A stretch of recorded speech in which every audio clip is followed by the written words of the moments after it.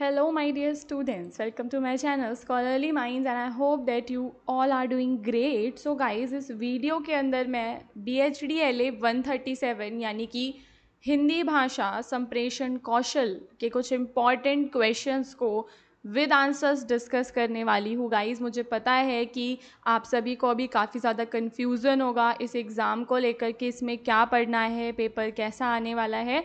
तो अगर आप जो है हमारे चैनल पे BHD LA 137 की पूरी कंप्लीट प्लेलिस्ट देख लेते हैं तो भी आप इजीली इस पेपर को एग्ज़ाम में अटेम्प्ट कर पाएंगे। अभी जो है ये मेरा पार्ट 1 वीडियो है, इसके बाद मैं पार्ट 2 एंड 3 भी लेकर आऊँगी जिसके अंदर सारे के सारे वेरी इंपॉर्टेंट क्वेश्चंस को मैं कवर करूँगी। एंड गाइज, अगर आपको BHD LA 137 का जो गेस्ट पेपर है उसे परचेज़ करना है तो आपको डिस्क्रिप्शन में एक नंबर दिखेगा, ठीक है, ये वाला, ठीक है। सो आप क्या कर सकते हैं, डिस्क्रिप्शन में दिए गए इस नंबर पे हमें व्हाट्सएप पे कांटेक्ट कर सकते हैं और अपना BHD LA 137 का जो गेस्ट पेपर है उसे परचेज़ कर सकते हैं। सो गाइस, चलते हैं हमारे पहले क्वेश्चन पे। क्वेश्चन नंबर 1 में आपको हाव भाव के प्रकार्य पर प्रकाश डालना है। हाव भाव आपका क्या होता है, जो आपकी बॉडी लैंग्वेज है। तो हाव भाव हमारे चेहरे, हाथों और शरीर की जो भी क्रियाएं हैं, ठीक है, जब हम बिना बोले ही अपने विचारों को दूसरों तक पहुंचा देते हैं तो वो हमारी बॉडी लैंग्वेज होती है, यानी हमारे हाव भाव होते हैं। ये हमारे संचार का बहुत ही ज़्यादा महत्वपूर्ण हिस्सा है और कई तरह से उपयोगी होते हैं। हाव भाव के मुख्य प्रकार इस प्रकार हैं, यानी कि ये हमारे लिए किस तरीके से यूज़फुल होती है जो हमारी बॉडी लैंग्वेज है। तो देखो, सबसे पहले हाव भाव जो हैं हमारी भावनाओं को बहुत ही आसानी से व्यक्त करने में सहायता करते हैं। हमारे चेहरे के हाव भाव जैसे कि मुस्कान, गुस्से में भौं को चढ़ाना और उदासी से सिर को झुकाना सब हमारी आंतरिक भावनाओं को बिना बोले ही जाहिर कर देते हैं, ठीक है। तो जो भी हमारी अंदर की भावनाएं हैं वो बिना बोले हमारे भावों से व्यक्त हो जाती हैं। तो पहला जो इसका प्रकार है वो ये हो जाएगा कि हाव भाव हमारी भावनाओं को व्यक्त करने में सहायता करते हैं। ये हमारे शब्दों को प्रभावशाली बनाते हैं। तो जब हम बोलते हैं और साथ में हाथों या चेहरे से हाव भाव करते हैं तो हमारी बात ज़्यादा प्रभावशाली और समझने योग्य बन जाती है। यानी कि जब भी मतलब मैं आपको कुछ समझा रही हूँ, मैं कुछ बता रही हूँ किसी को, तो जो मेरे हाथों के एक्सप्रेशंस हैं, मेरा चेहरा जो है वो मेरी बात को और भी ज़्यादा प्रभावशाली बना देता है। और अशाब्दिक संचार, जैसे कि कई बार हम बिना बोले ही अपनी बात समझा देते हैं, जैसे सिर हिलाकर हाँ या ना कहना। यह विशेष रूप से तब काम आता है जब भाषा की बाधा हो या कोई सुन ना रहा हो। तो हम क्या करेंगे, जो हमारी नॉन वर्बल जो भाषा है, ठीक है, अशाब्दिक जो भाषा है, तो हम सिर हिलाकर या अपने मुंह से कुछ भी कहे बिना भी अपनी बात को दूसरे तक समझा सकते हैं। रिश्ते और जुड़ाव बनाने में जब हम मुस्कुरा के किसी से बात करते हैं, आँखों से संपर्क बनाते हैं और सहानुभूति में अपना सिर हिलाते हैं, तो ये सभी हाव भाव सामने वाले से अच्छा संबंध बनाने में मदद करते हैं।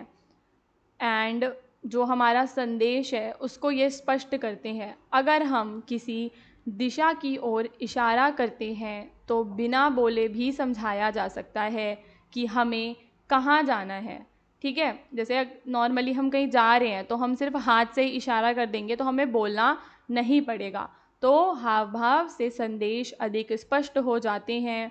शिक्षक, वक्ता और प्रस्तुतकर्ता अपने हाव भाव का इस्तेमाल करके दर्शकों का ध्यान खींचते हैं। तो इसका जो एक और काम है वो क्या है, ध्यान को आकर्षित करना। हर संस्कृति में हाव भाव के अर्थ अलग अलग होते हैं। तो जो हाव भाव एक जगह सामान्य है वह दूसरी जगह अनुचित भी हो सकता है, इसलिए उन्हें समझदारी से उपयोग करना चाहिए। तो देखो, कई बार ना किसी संस्कृति में एक ही जेस्चर का एक ही, और जैसे मान लो हम थम्स अप करते हैं, तो थम्स अप का मतलब किसी किसी कल्चर में मतलब नेगेटिव भी होता है और कहीं पे पॉजिटिव होता है। तो हमें क्या करना है कि हर जगह सामान्य मतलब है और जो दूसरी जगह अनुचित हो सकते हैं, तो अनुचित वाले हाव भाव का यूज़ हमें नहीं करना।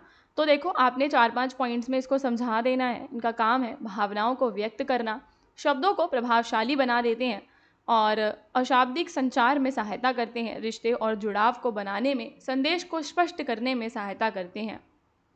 इसके बाद इनका एक काम है हमारे ध्यान को आकर्षित करना और जो हमारी संस्कृति विशिष्ट हाव भाव भी होते हैं। एंड फाइनली आप कंक्लूजन में बताएंगे कि हाव भाव हमारे संचार का एक ज़रूरी हिस्सा हैं। वे न केवल भावनाओं को व्यक्त करते हैं बल्कि हमारी बातों को असरदार और प्रभावी बनाते हैं।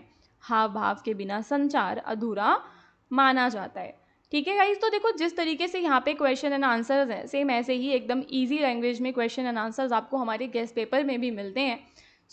मैं आपको सजेस्ट करूँगी कि आप डिस्क्रिप्शन में दिए हुए नंबर से मेरी टीम को मैसेज करके अपना गेस्ट पेपर परचेज कर सकते हैं।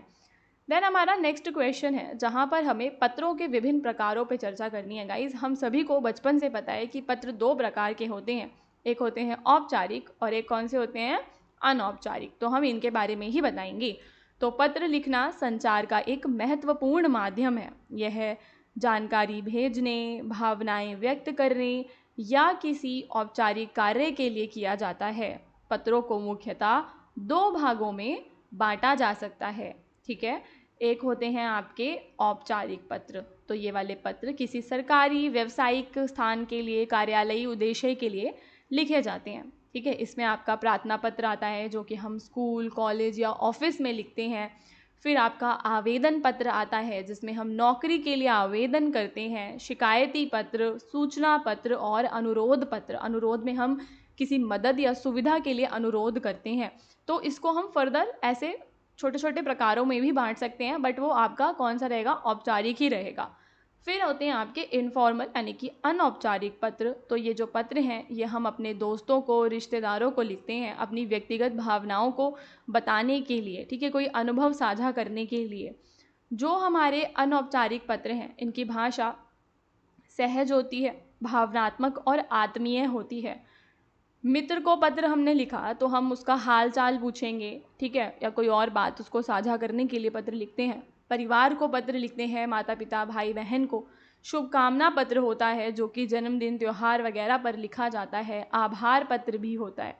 तो पत्र फाइनली हम समझ चुके हैं कि 2 प्रकार के हैं, औपचारिक और अनौपचारिक। औपचारिक पत्र किसी सरकारी या व्यावसायिक उद्देश्य से लिखे जाते हैं, जबकि अनौपचारिक पत्र व्यक्तिगत रिश्तों को, ठीक है, जो हमारे व्यक्तिगत रिश्ते हैं लोगों के साथ, उन रिश्तों को मजबूत बनाने के लिए लिखे जाते हैं।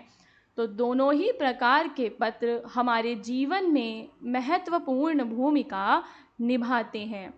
फिर आपका आता है मुद्रित माध्यमों की भाषा पर आपको विचार करना है। मुद्रित माध्यम यानी कि जो भी छपे हुए हमारे संचार के माध्यम हैं। तो मुद्रित माध्यम जैसे कि आपका समाचार पत्र, पत्रिकाएं, पुस्तकें, पैम्पलेट आदि।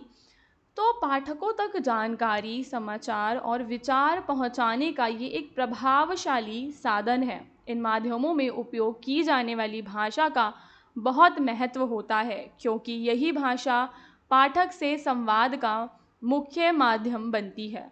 ठीक है, तो मुद्रित माध्यम में हम क्या देख रहे हैं गाइस कि जो भाषा का महत्व है वो काफ़ी ज़्यादा है।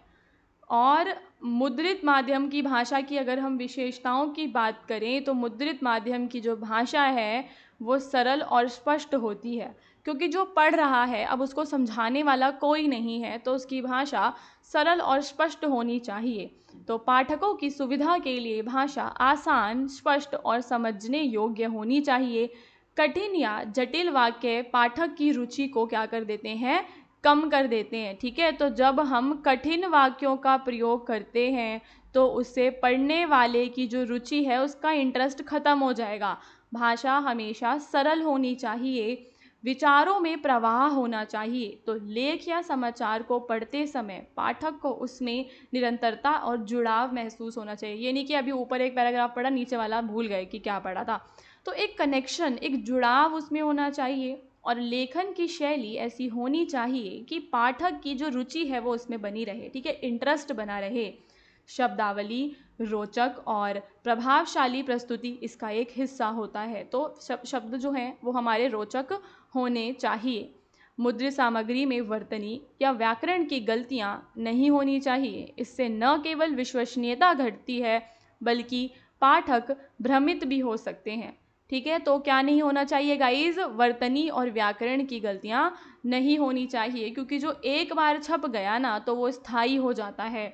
इसलिए भाषा का चयन सोच समझकर और सावधानी से हमें करना है।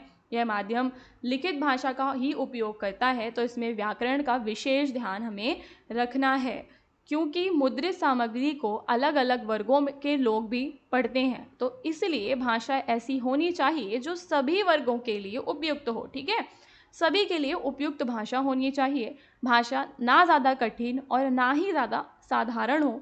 विभिन्न तरीके के जो हमारे पाठक हैं उनके लिए भाषा उपयुक्त हो। तो मुद्रित माध्यमों की भाषा ऐसी होनी चाहिए जो सरल, स्पष्ट, आकर्षक और प्रभावशाली हो। उसमें तारतम्यता और शुद्धता होनी चाहिए ताकि पाठक ना केवल उसे समझें बल्कि उसमें रुचि भी लें। अच्छी भाषा भी ही मुद्रित माध्यमों की सफलता की कुंजी होती है। ठीक है, तो ये सारे के सारे क्वेश्चन आपके लिए जून 2025 एग्ज़ाम के लिए बहुत ही ज़्यादा इम्पॉर्टेंट थे गाइज। इसके बाद मैं पार्ट 2 वीडियो भी अपलोड करूँगी। तो आप लोग अगर चैनल पे हमारे नए हैं तो चैनल को ज़रूर सब्सक्राइब कर लेना।